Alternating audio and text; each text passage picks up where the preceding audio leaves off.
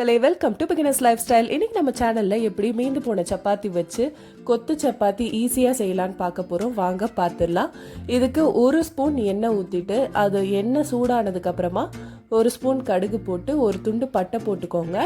லைட்டாக சீரகம் வேணும்னா சேர்த்துக்கோங்க. நான் இன்னைக்கு சேர்க்கலை. அந்த கடுகெல்லாம் பொரிஞ்சதுக்கு அப்புறமா ஒரு கொத்து கருவேப்பிலை இலை போட்டு அதுக்கப்புறமா ஒரு வெங்காயம் சின்னதாக நறுக்கிக்கோங்க. நல்லா வதக்கிக்கோங்க. கொஞ்சம் உப்பு போட்டு ஓரளவுக்கு நல்லா வதங்கட்டும். வதங்கினதுக்கப்புறமா நம்ம தக்காளி அதுக்கப்புறமா பச்சை மிளகாலாம் சேர்த்துக்கலாம். இந்த ரெசிபி ரொம்ப சிம்பிள். வீட்டில் இருக்கிற மிச்சம் இந்த பொருட்கள் வச்சு தான் செய்கிறோம்.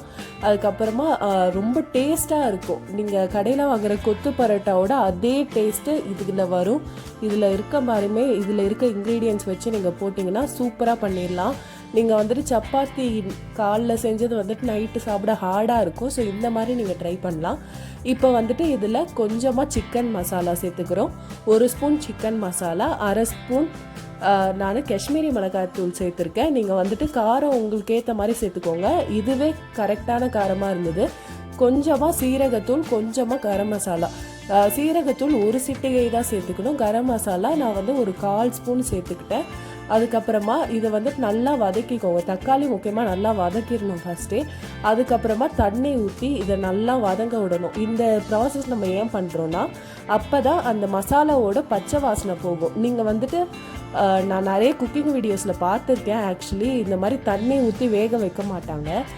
அந்த மாதிரி நான் ட்ரை பண்ணியிருக்கேன் முன்னாடி. அப்படி பண்ணுறப்பெல்லாம் ஏதோ அந்த பச்சை வாசனை போகாத மாதிரிமே எனக்கு இருக்கும்.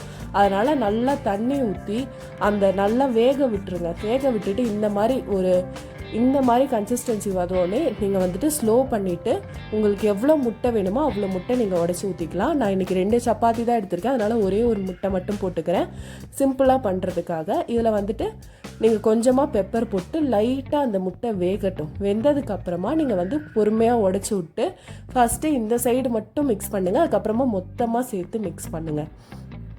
நீங்கள் வந்துட்டு வேக வைக்கிறப்பவே கொஞ்சமாக உப்பு சேர்த்து வேக வச்சுக்கோங்க.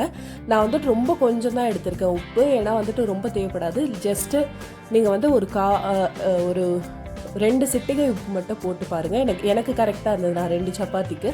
நீங்கள் அப்புறமா தேவைன்னா கூட போட்டுக்கலாம். இதை நல்லா சுரண்டி மிக்ஸ் பண்ணிவிட்டு அதுக்கப்புறமா சப்பாத்தியை இந்த மாதிரி ஷேப்பில் கட் பண்ணி போட்டுக்கோங்க. சப்பாத்தி, கொத்தமல்லி மொத்தமாக போட்டு நல்லா மிக்ஸ் பண்ணிக்கோங்க. இப்போ வந்துட்டு உங்களுக்கு சில பேருக்கு வந்துட்டு அந்த சப்பாத்தி நல்லா ஊறின மாதிரி இருந்தால் கொஞ்சம் பிடிக்கும். அந்த மாதிரி இருக்கிறவங்க அந்த தண்ணி ஊற்றி வேக வைக்கிறப்பவே கொஞ்சம் தண்ணியாக இருக்கிறப்பவே நீங்கள் சப்பாத்தியை சேர்த்துக்கலாம். நாங்கள் ட்ரையாக இருந்தால் நல்லாயிருக்கும். ட்ரையாக இருந்தால் ஈஸியாக சாப்பிடுவோம் எல்லோரும்.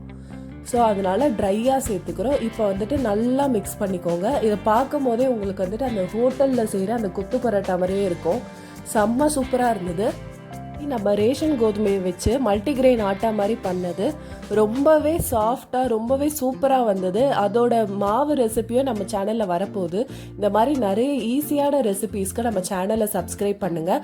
அவ்வளோதான். கடையில் விற்கிற கொத்து பரோட்டா மாதிரியுமே சூப்பரான சுவையில் நம்ம வீட்டிலையே கொத்து சப்பாத்தி இப்படி ஈஸியாக பண்ணிடலாம். உங்களுக்கு வேணும்னா நீங்கள் நிறைய எக்ஸ் கூட சேர்த்துக்கலாம். சூப்பராக இருந்துச்சு.